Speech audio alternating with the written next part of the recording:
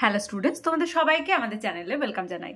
দেখো, আজ আমি ক্লাস 8-এর হিস্ট্রির তোমাদের ফার্স্ট সামেটিভ এক্সামের জন্য সাজেশন প্রোভাইড করতে চলেছি। আশা করি এই সাজেশনের মধ্যে থেকেই তোমরা কমন পাবে।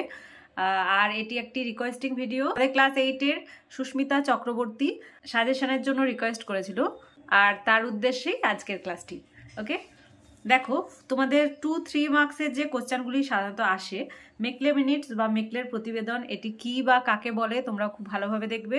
টিকা টপিকের মধ্যে থেকেই তোমাদের কিন্তু শর্ট কোশ্চেন, ব্রড কোশ্চেন এগুলো কিন্তু এসে থাকে। টপিক ধরে ধরেই পড়বে। আর মেকলে মিনিটস সাধারণত 2-3 মার্কসেরই আসে, টিকা মেকলে মিনিটস দিয়ে থাকে, তাই এটা করবে। ফারুকশিয়ারের ফরমান খুব ইম্পর্টেন্ট, স্টার দিয়ে রাখবে, আগেরটাও স্টার দিয়ে রাখবে। এটাও কি বা কাকে বলে, আর ফারুকশিয়ারের ফরমানের শর্তগুলি কি ছিল, এটাও কিন্তু তোমাদের এক্সামে এসে থাকে। থার্ড, কর্নওয়ালিস কোড কি, কর্নওয়ালিস কোড টিকা, এগুলি কিন্তু তোমাদের দিয়ে থাকবে। তারপর দেখো নেক্সট ইম্পর্টেন্ট, যেটা আমি মেনলি ইম্পর্টেন্টগুলোই দিয়েছি, এক্সট্রা তোমাদের কিছুই দিইনি, এগুলো তোমাদের পড়তেই হবে।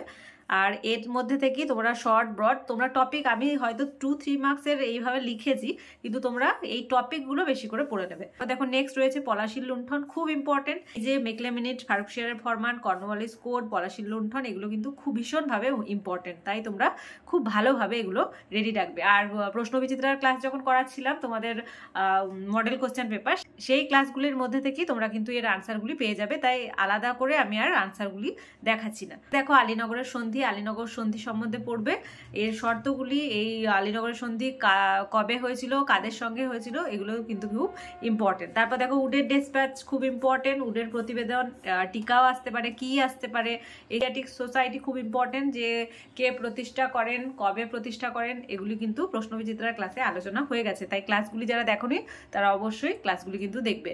নেক্সট ওয়ান, দ্বৈত শাসন ব্যবস্থা, এইটা সম্বন্ধেই খুব ভালোভাবে পড়ে নেবে। সত্যবিলোপ নীতি, স্বাধীনতামূলক মিত্রতা নীতি, এগুলো কে প্রবর্তন করেন, মানে এই দ্বৈত শাসন ব্যবস্থা কে প্রবর্তন করেন, সত্যবিলোপ নীতি প্রবর্তন কে করেন, অধীনতামূলক মিত্রতা নীতি, এগুলো বেশিরভাগ ক্ষেত্রে এগুলো টিকা আসে। ওকে,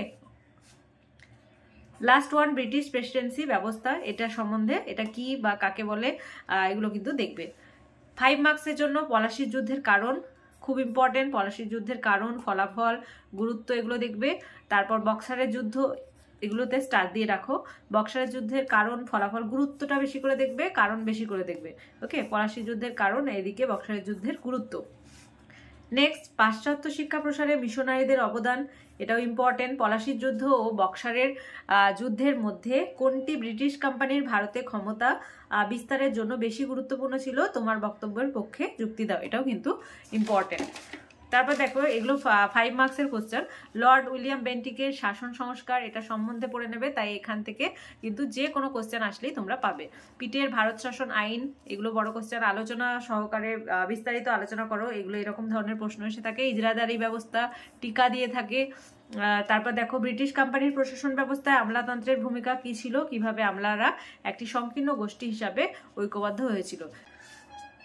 নেক্সট ওয়ান, ইস্ট ইন্ডিয়া কোম্পানির পুলিশি ব্যবস্থা, পুলিশি ব্যবস্থা কি, এগুলো কিন্তু 2 মার্কসেরও দিয়ে দেয়, তাই ইস্ট ইন্ডিয়া কোম্পানির পুলিশি ব্যবস্থা ও আমলাতন্ত্র সম্পর্কে সংক্ষিপ্ত আলোচনা তোমাদের এক্সামের জন্য ভীষণ ইম্পর্টেন্ট। হচ্ছে 1717 খ্রিস্টাব্দ থেকে 1765 খ্রিস্টাব্দ পর্যন্ত বাংলায় ইংরেজ শক্তির উত্থানের বিবরণ দাও। উত্থানের কারণ, ইংরেজ শক্তির উত্থানের কারণও কিন্তু দিয়ে থাকে, তাই উত্থানের বিবরণটাই পুরোটাই ভালোভাবে দেখে নেবে।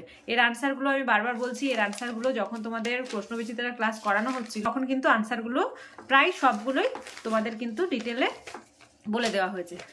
আশা করি তোমরা নোটসের মতো লিখেও নিয়েছো, কারণ বারবার বলেছিলাম যে নোটসের আকারে লিখে নেবে, তাহলে এক্সামের সময় তোমাদের সুবিধা হবে। ফার্স্ট সামেটিভ এক্সামের জন্য এই টপিকগুলো ভীষণ ইম্পর্টেন্ট, তাই এই টপিক ধরেই তোমরা পড়বে। আশা করি এর মধ্যেই তোমরা কিন্তু কমন পাবে।